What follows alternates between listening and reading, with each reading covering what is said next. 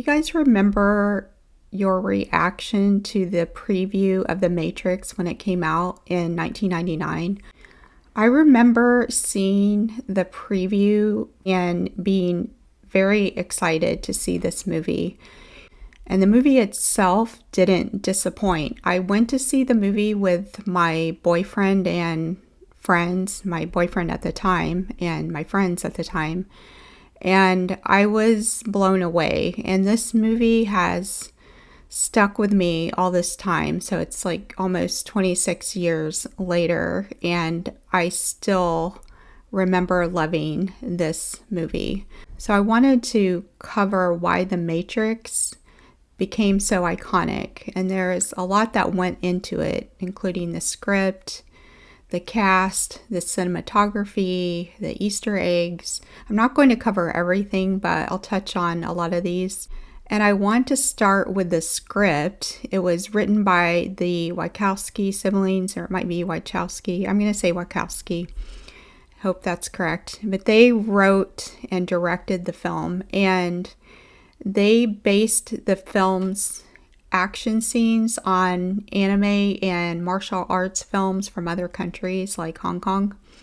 And they weren't very well known when Warner Brothers gave them the green light to do this film. They'd had a successful film come out in 1996 called Bound. Obviously, it wasn't as big as The Matrix, but it was enough for Warner Brothers to put some money and faith behind this script. So any good script has a good storyline. And besides the great cinematography, which I'll talk about later, and the great action, it also had the common theme of good versus evil. It has an act of betrayal, which always adds a twist to a film. And we also have love between Trinity and Neo. So we have all of these elements that can make up a good storyline. Also, the script and production of this film included lots of symbolism and Easter eggs. And that's also something I will talk about later. But all of the Easter eggs did add to the excitement and buzz of the film. So remember, this came out in 1999, before social media, before YouTube. So people would talk about these Easter eggs and all the symbolism. And if you wanted to see that for yourself, your only choice was to go see the film or to rent it on DVD. So let's get into some of the symbolism and Easter eggs. So some of them had to do with numbers. So we have 101, which is the apartment that Thomas Anderson lives in. So before he becomes Neo, like the one, he enters into an apartment at the beginning of the film, and it's 101. So this hints at him being the one, but it also can represent 101 as in being a beginner at something. So like if you go to college, you take a beginning psych class, they call it Psych 101. Neo was at the beginning stages of learning about the Matrix and his role and how he can become the one. So he is a newbie at this. Also, I've never read the book, but apparently Room 101 is the ultimate torture chamber in George Orwell's book 1984. And this is what I read about it online. It was designed to break prisoners by exposing them to their worst fears, and it signifies the final triumph of the totalitarian state over the individual. So could this be another reason why they chose 101 as his apartment number? It might be. So maybe they read 1984 and thought, okay, this plays in well with our theme, so we're going to use 101 to represent that as well, because this movie is all about fighting against the machine and the machine's taking over and controlling the humans. So I think there's a lot that is tied to that number, and it's very clever. Okay, then there's the number 303. This is the hotel room number where Trinity is trapped at the beginning of the film, and it's where she and Neo end up toward the end of the film. And obviously the threes in this number represent Trinity, and she is a symbol for the Holy Trinity. But it's also where Neo is resurrected and becomes all powerful. Like I said, near the end of the film where they're running towards the phone and he doesn't make it, he gets shot, but he gets resurrected right outside that room. And so you have the correlation between the Holy Trinity and the place of resurrection, room 303. Another fact that some people may not know is that 303 in geek speak is a computer status code for redirection.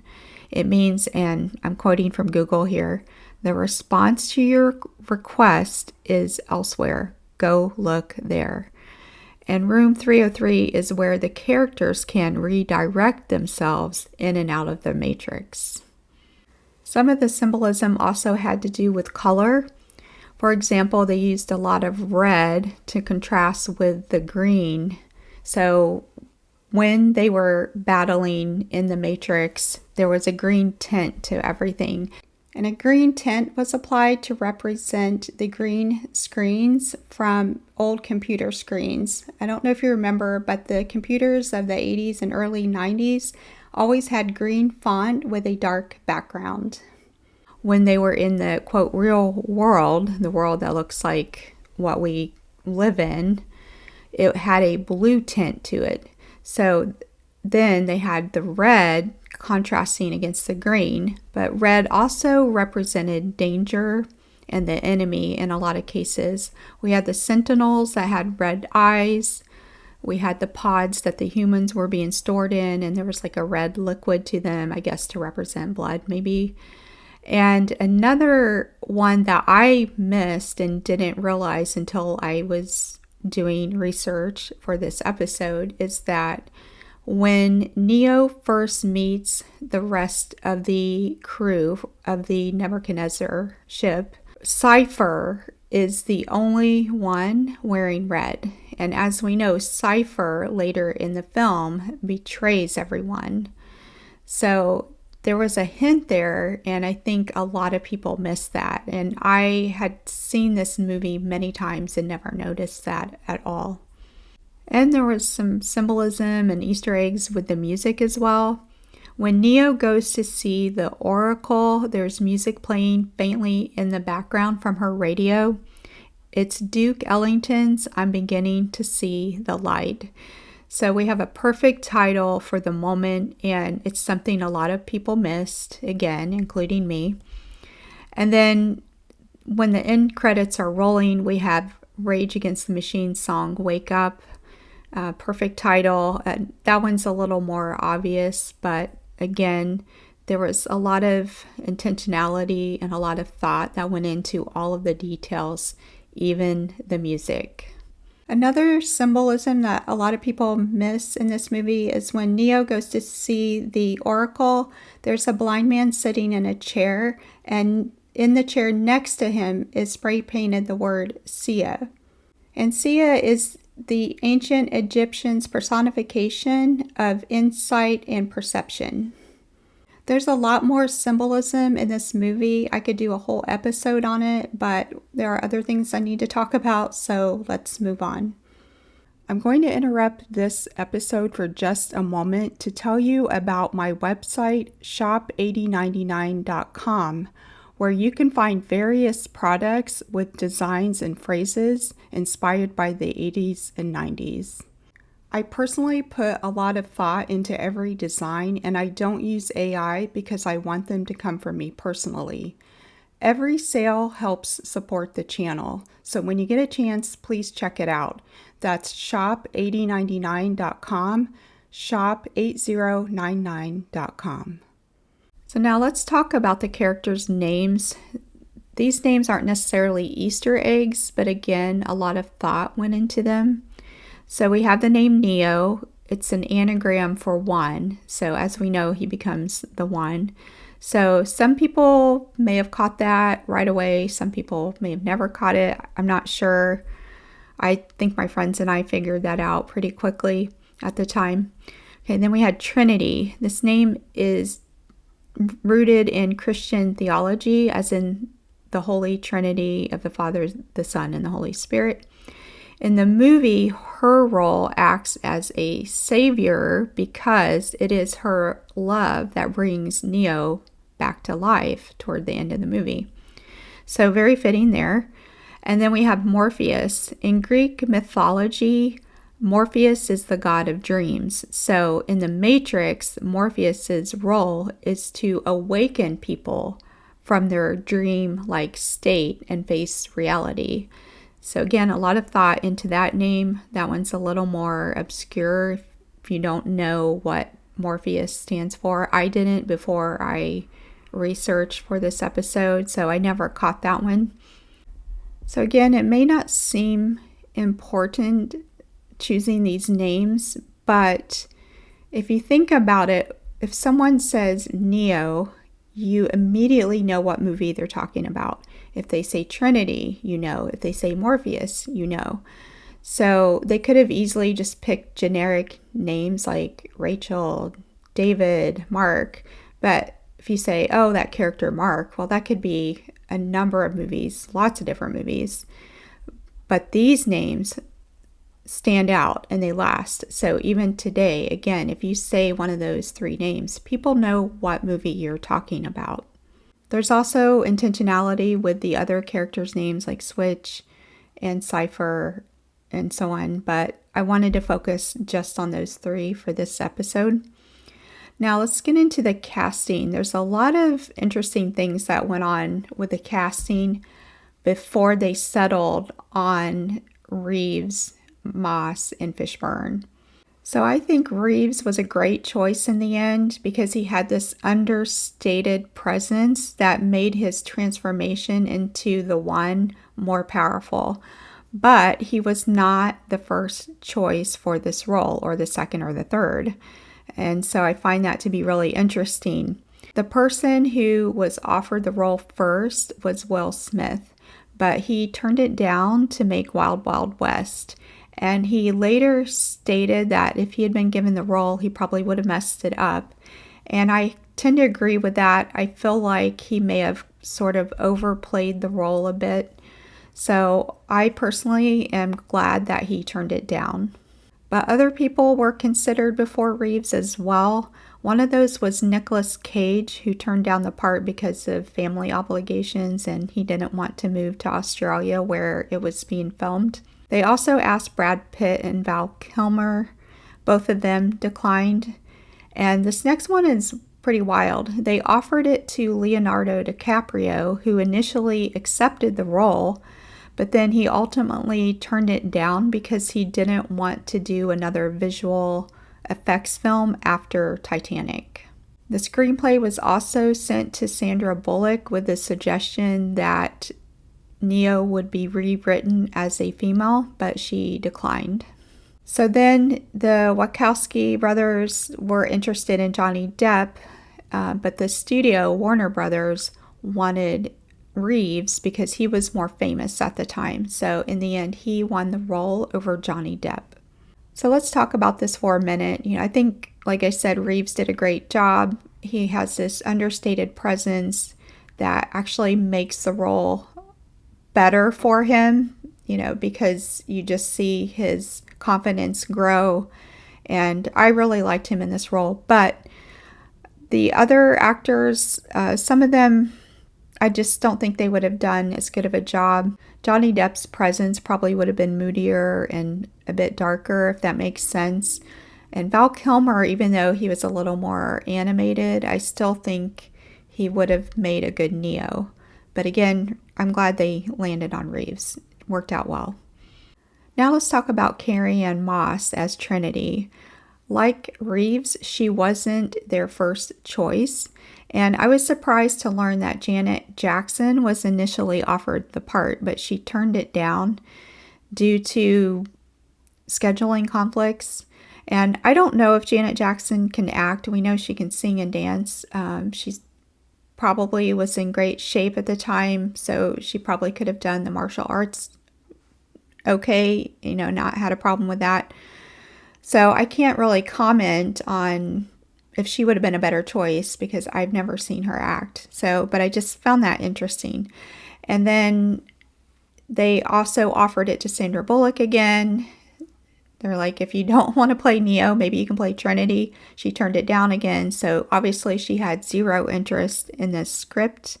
And I just have to wonder if she regretted that later because, it ended up being so huge. Some other actresses auditioned for the role, including Rosie Perez, Salma Hayek, and Jada Pinkett Smith.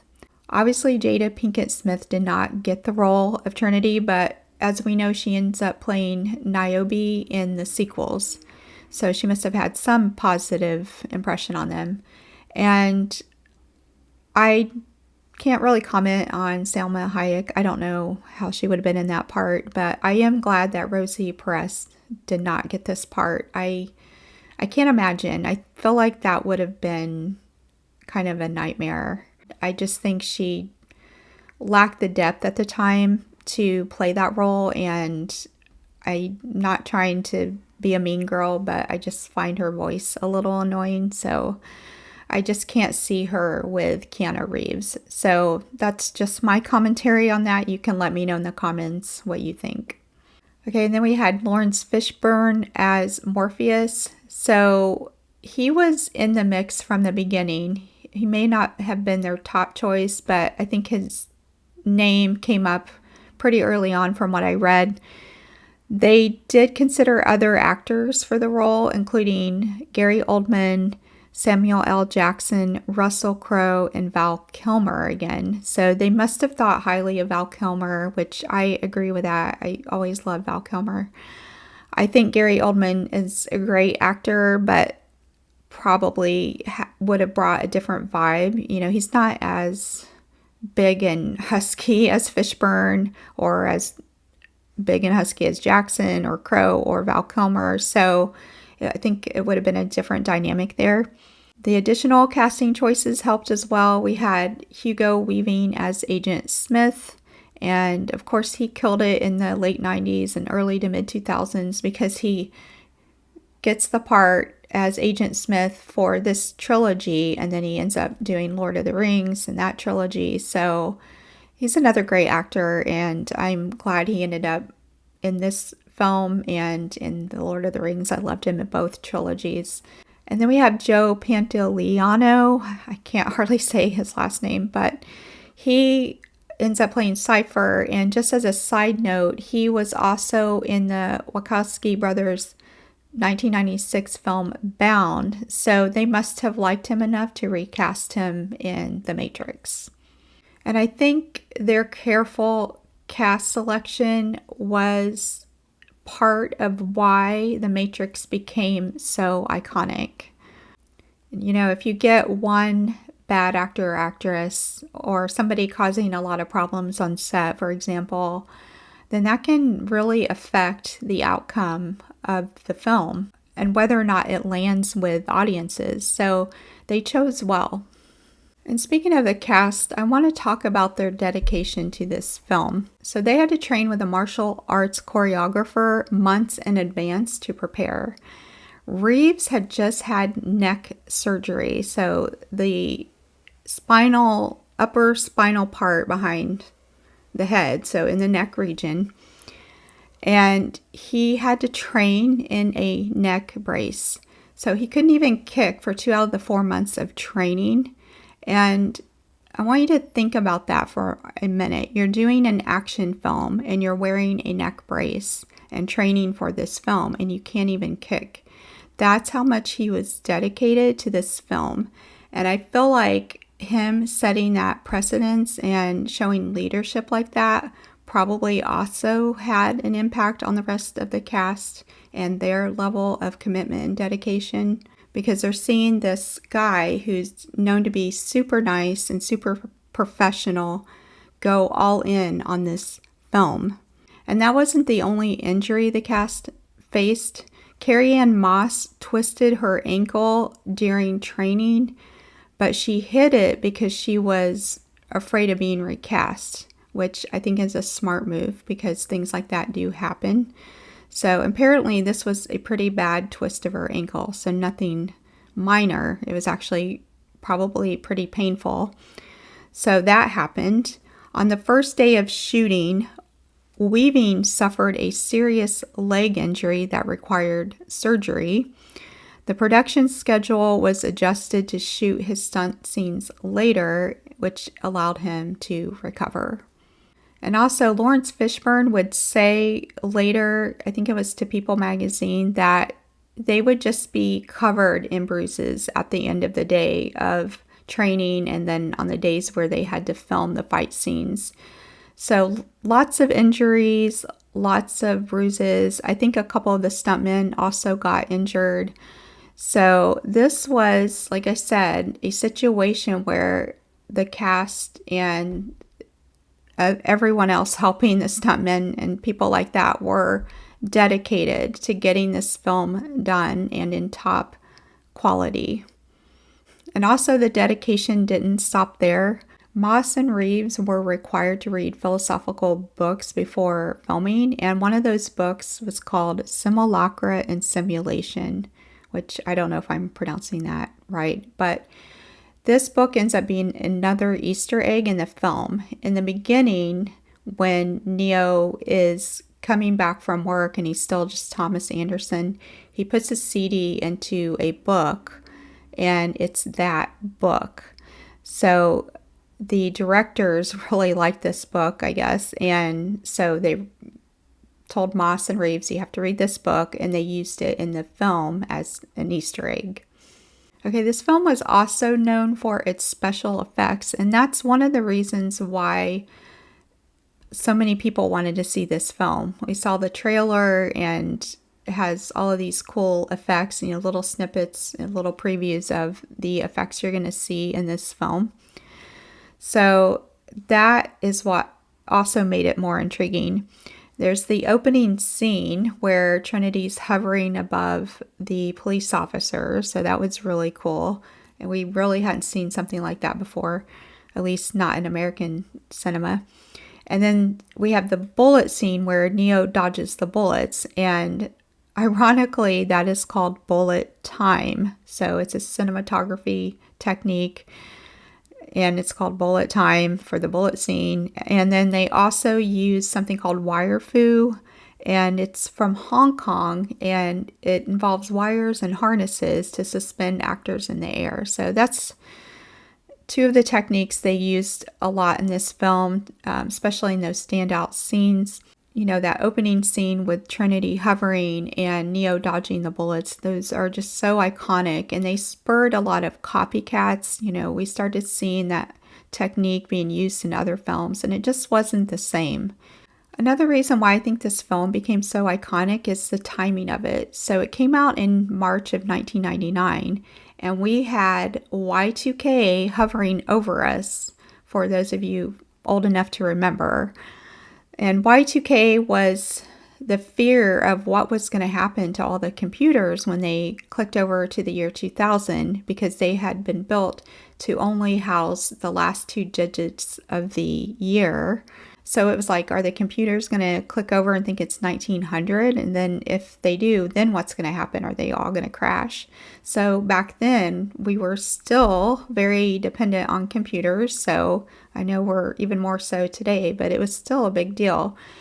And this film came out about the machines having taken over the human race. So I think that timing of it coming out in 1999, about 8 or 9 months before the fear of Y2K and not knowing what was going to happen, I think it was perfect.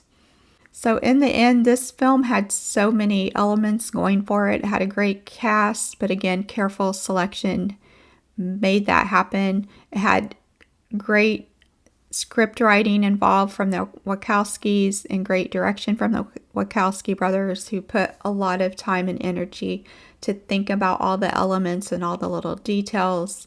It had all these fantastic Easter eggs. It had the shading of the green versus the blue and the red accents. And of course, it had that great cinematography, that bullet time and wire food technique that was used very effectively. It actually won some Academy Awards. One was for Best Visual Effects, one was for Best Film Editing, and then it won for Best Sound and Best Sound Effects. I am shocked that it didn't win Best Film for that year. That went to American Beauty, which, don't get me started on that, but American Beauty over The Matrix just seems so crazy today. That did not age well at all. But in 2012, it was selected for preservation by the U.S. National Film Registry by the Library of Congress for being culturally, historically, and aesthetically significant. So I'm so glad for that because I agree with that. And it was a box office success. It grossed over $460 million on a $63 million budget. And it became the highest grossing Warner Brothers film of 1999 and the fourth highest grossing film of that year. I'm still shocked that it wasn't like the top selling movie at the box office that year and that it didn't win Best Picture, but I gotta let it go. But it also was the first DVD to sell over 1 million copies in the US. And speaking of DVDs, I watched this movie again for about the 5th time a few weeks ago on DVD. So my partner and I, we have a DVD player and some DVDs. He bought The Matrix. Well, I want to say trilogy, but it included the 4th one as well. As we know, the 4th one was not that good. But anyway, we watched it. He was watching it for the first time. I was watching it for about the 5th time. And it was still mesmerizing. It was still fantastic. He loved it as well. So this movie, after 26 years, is still good. It aged well, unlike American Beauty. So it is an icon, and if you haven't seen it in a while, maybe rewatch it. It's still mesmerizing. The effects are still good. There are parts I know that they would do better if it were filmed today, obviously. But there's something special about it being released in 1999. It was just perfect. So hope you enjoyed this episode. And if you did, consider coming back. In the meantime, take care.